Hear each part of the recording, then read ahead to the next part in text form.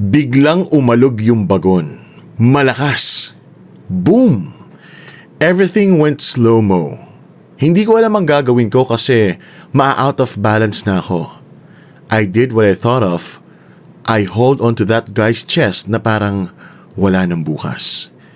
Hindi ko na nga namalayan na napiga ko na pala yung chest niya.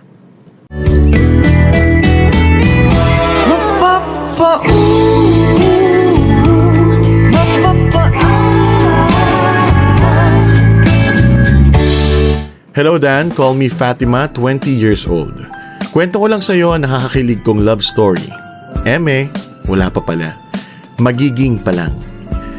Sa dinami-dami ng lugar at pagkakataon na pwede kaming pagtagpuin ng isang taong magpapatibok ng puso ko, sa pinaka nakakahiyang sitwasyon at sa harapan ng maraming tao. Sa LRT1 Central Station, unang nagtagpo ang landas namin ni friend.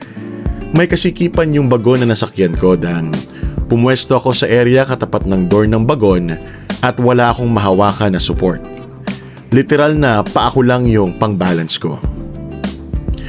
May lalaki nakapwesto sa pole ng door. Doon mismo sa may bakal na nagro-rotate pag bumubukas ang pinto. He's wearing a white shirt, has a great back profile, V-shaped back, bakat yung back muscles niya. Great biceps and all. Halatang gym rat talaga.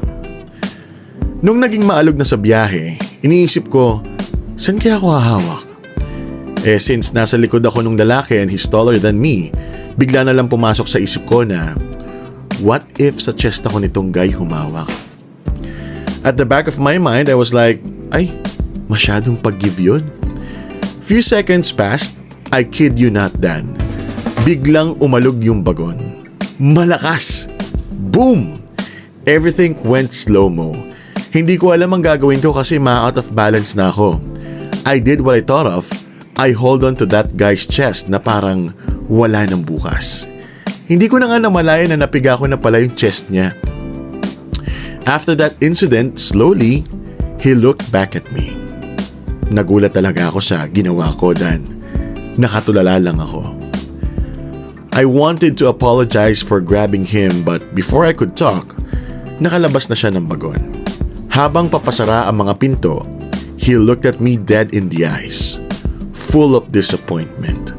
Full of disgust. Pakiramdam niya siguro he was abused. I looked back at him with great regret as I couldn't say a word. Dahan-dahang sumara ang pinto. Still shocked of what happened.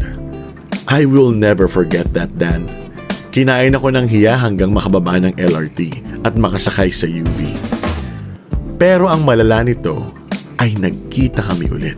Sumakay ako sa jeepney, ikaw ang nakatabi, hindi makapaniwala. Parang mahiwagang nadama nung tumama sa'yo ang aking mga mata. At nagsiksikan na dahil tumigil ang jeepney sa tapat ng eskwela. Biglang nagkadikit, puso ko'y biglang sumikip at natulala. Sabi nila'y walang hiwaga, walay.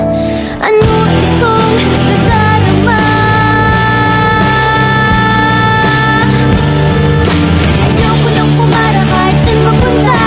Ayoko nang pumara kung ikaw ang kasama. Ayoko nang pumara, ayoko nang pumara, ayoko na. Ayoko nang pumara kahit saan palumiko. Ayoko nang pumara, sana di na huminto. Ayoko nang pumara, ayoko nang pumara, ayoko na kung ikaw ang kasama.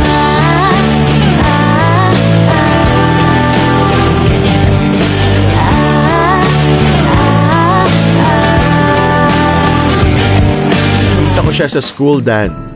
Wala nang hiya-hiya ay inalam ko kaagad kung anong pangalan para ma-add ko sa Facebook nang makapag-sorry na ako ng maayos. Ako po ang nag-add sa kanya kasi naman, Dan, bukod sa ang laki ng kasalanan ko sa kanya ay napakagwapo. So, dahil may kaharutang taglay ang Marinyo, in-add ko. Kinabukasan, in-accept niya ako. So, agad-agad, in-stalk ko na siya and sobra talagang gwapo, Dan. Hindi ako nag-exaggerate dito, ha. Gwapo kasi talaga siya, kaya naman kilig na kilig pa ako noon. Chinat ko siya, Dan. Humingi ako ng sorry sa nangyari sa LRT tapos nagpaparamdam na rin ako sa mga my day niya. Gusto ko siyang maging kaibigan kaya nagre-react ako sa mga post niya. Ayun, nadaan sa tiyaga si Pogi at napa-reply. Nagsimula na kami magkwentuhan sa chat na umaabot pa nga ng 4 a.m. Kilig na kilig naman ako kasi feeling ko gustong gusto niya akong kachat. Nung araw ding yon, Dan, nalaman ko na si Pogi pala ay Pogi rin pala ang bet. Parang nanlumo ako nun, Dan. Kasi nga, wala ni katiting sa itsura niya na bakla siya. Nag-cry-cry na lang ang Marinyo kasi wala naman akong magagawa Ganun talaga siya. Tuloy-tuloy pa rin naman ang convo namin. Minsan talaga, umaabot pa kami ng 5 a.m. na magka-chat tapos wala siyang ibang kinikwento kundi yung crush niya na boylet. Hindi naman ako nagsiselos. Duh. Hindi pa naman ako in love, no? Konti lang. Ang sabi niya sa akin, never pa siyang nagka-jowa since birth. Siyempre hindi ako naniniwala. Sa kapugian niya, malamang ang daming boylet din na naglalaway. Ang sabi niya, kahit gay daw siya, choosy siya. Ang plano niya talaga sa buhay ay magka-baby sa future. Kaya may chance pa raw na mag-asawa siya ng girl lalo. Nung narinig ko yon, bumulong agad ako ng, thank you, Lord. O diba? Iba magbagsak ng ayuda si Lord, Dan. Kaya ang ginawa ko ay todo payo lang sa kaharutan niya. Kapag tinitingnan ko ang mga sinesend niyang photo sa akin ay talagang nangihinayang ako. Bakit di na lang siya naging straight? Pati boses niya, Diyos ko. Ang husky, Dan. Habang lumilipas ang mga araw, napapansin kong hindi na siya nagkukwento tungkol sa mga crush niya na lalaki. Tapos napansin ko rin na iba na yung mga laman ng messages niya sa akin. Kung dati puro kabaliwan at kasyungaan lang ang laman ng convo namin, ngayon, nag-level up siya. Nagtatanong na kung kumain na ba ako, kung anong ginagawa ko, nangangamusta at may pa sweet dreams pa na hindi naman niya ginagawa dati. Wala siya, mukhang nahuhulog na si Akla. Hindi naman siya nag-a-assume ako, pero naninibago kasi talaga ako Hanggang dumating ang September 20, Friday nun, may isang group ako wherein member din pala siya. Nagulat ako sa post niya. Hindi ko alam kung alam ba niyang member din ako doon. Pero nabasa ko ang post niya na nang dahil sa'yo, nalaman kong lalaki rin pala ako. Hindi ko alam kung ako ba yung tinutukoy niya sa post niya pero sobra akong kinilig. Pero hindi ko siya tinanong basta nagchat-chat lang kami. Tapos biglang iba na yung nararamdaman kong kilig. Oh my gosh, Dan. Hanggang ngayon, habang kinakwento ko to, ang laki ng ngiti ko. So, ayun na nga. At kinikilig talaga ako sa tuwing bumabanat siya at kapag kinakantahan niya ako. Oh my gosh, sumasakit ang puso ko noon. Kasi 'di ba, ganun pag kinikilig ka parang may tumutusok at nakukuryente ka. Ganun yung feeling ko. Until eto na nga, October 1, 3:36 a.m. He confessed to me. He said na nahulog na raw siya sa akin. Hindi niya rin daw alam kung bakit nangyari yun. Basta nagising na lang siya na hindi niya rin daw alam kung bakit nangyari yun. Basta nagising na lang siya na hindi na niya gustong magkajowa ng lalaki at parang naaalibadbaran daw siya kapag naiisip niya yung mga pinagsasasabi niya sa akin dati. Ako na lang daw ang lagi niyang gustong makausap at masaya raw siya kapag nakakausap niya ako. Nagulat ako sa mga narinig ko, Dan. Pero parang inasahan ko na rin kasi gabi-gabi ko itong Pero sa totoo lang, hindi ko talaga alam kung anong isasagot ko sa kanya noong mga oras na yun. Hindi ko kasi sure kung totoo na ba yung nararamdaman niya sa akin or nalilibang lang siya sa akin kasi ako palagi yung kausap at kachat niya. Iniisip ko rin na baka infatuation lang or baka na-overwhelm lang siya sa attention na binibigay ko. Ayaw ko kasing dumating yung araw na biglang magising na lang siya ulit na lalaki na naman yung gusto niya. Tulad niya kasi Dan, no boyfriend since birth ako. Kaya gusto ko rin yung pag nagmahal ako, yung siguradong sa altar ang dulo. Ayoko nang papalit-palit. Gusto ko, yun na yun, yung una't huli. Kaya sabi ko sa kanya, baka mas mabuting maging magkaibigan na muna kami. Kung lumalim pa ang nararamdaman namin, edi bigyan ng chance. Ayoko rin naman magmadali eh. Basta, sobrang saya lang kasi na makita na may chance pa ako. Para sa'yo, Pogi, thank you. Pinapasaya mo ako lagi. Salamat din sa pagtanggap sa akin. Never pumasok sa isip ko na darating yung araw na magkakagusto ka rin sa akin.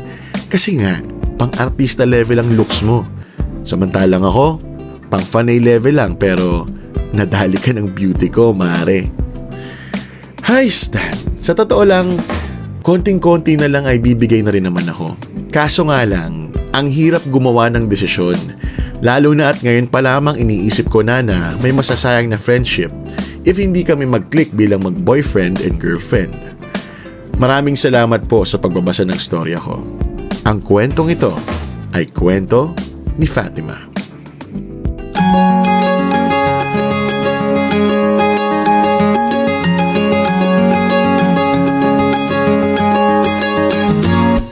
Panaginip lang ba nung ika'y nakilala? Katabi sa klase, chikahan ang naging hobby. Panaginip lang ba nung ika'y napatawa sa matalik na kaibigan na hindi namamalayan?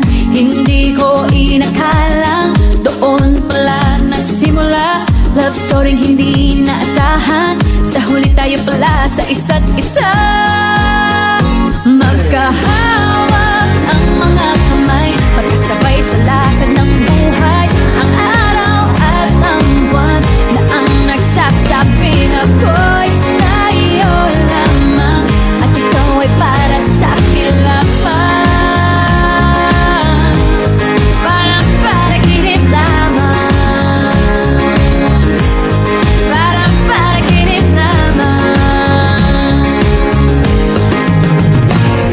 At yan ang kwentong pinadala sa atin ni Fatima. Fatima, maraming salamat sa pagpili ng love letters kwento mo kay Dan para i-share tong kilig-kilig story mo, no? Talagang mukhang nadali ka ni Miss Ma'am, ni Sir Ma'am. Hindi ko alam kung ano itatawag pero mukhang nagbabago ang pananaw niya sa buhay dahil sa'yo. At alam mo kung nasan kayong stage ngayon, ito yung masayang stage, no? Yung crush stage na ikaw may crush ka sa kanya at siya, sabi mo nga, nagkaka-crush na rin sa'yo. Ito yung andaming nangyayaring nakakakilig na moment sa inyong dalawa. And masasabi ko, Fatima, enjoy mo lang yung moment, no? Kasi nakaka-inspire yung mga ganitong ganap natin sa buhay, no? Na merong isang tao na nagpapakilig ng puso natin. At ang pinaka the best kasi dito is parang nararamdaman mo na bumabalik na yung effort na binibigay mo sa kanya dati. Nagbunga yung yung lagi mong pagdadasal at pagchat sa kanya hanggang 4 or 5 a.m. So enjoyin mo lang, no? Siguro wag mo munang i-overthink kung saan ba hahantong to. Pakiramdaman mo yung sarili mo kung nararamdaman mo na talagang masaya ka kapag kausap mo siya, kampante ka, alam mo yun, yung panatag ang loob mo kapag siya yung kasama mo or kausap mo.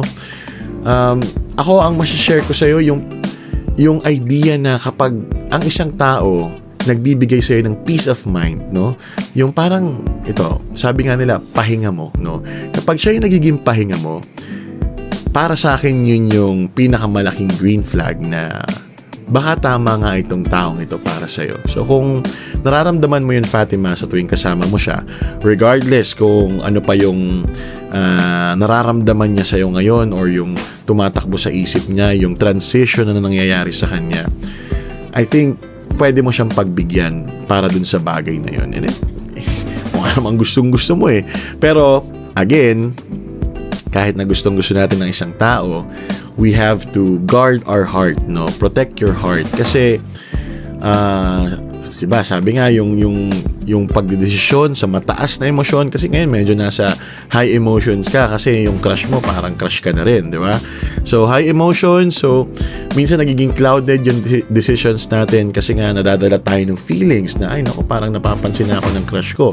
Pero always guard your heart, no?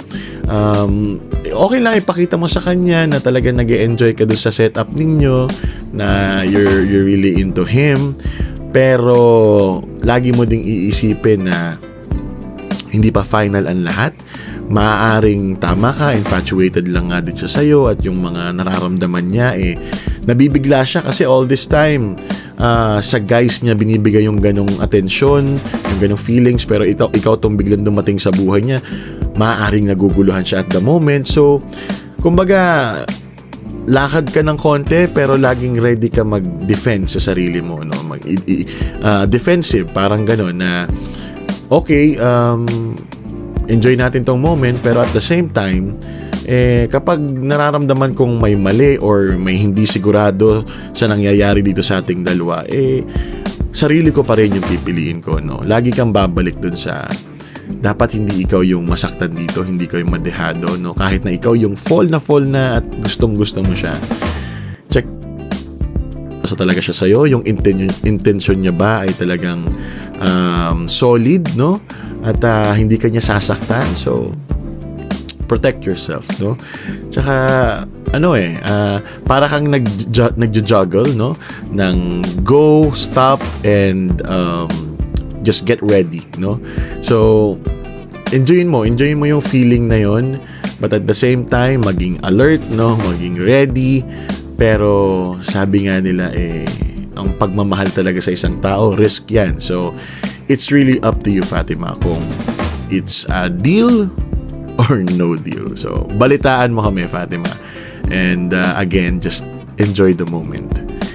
Sana maging maayos, no? Yun naman ang nilulook forward natin sa mga ganitong sitwasyon. Maging maayos, magkatuluyan kayo, kung magkakatuluyan talaga kayo, and balikan mo kami kung anong naging ganap. Maraming salamat sa pagsulat.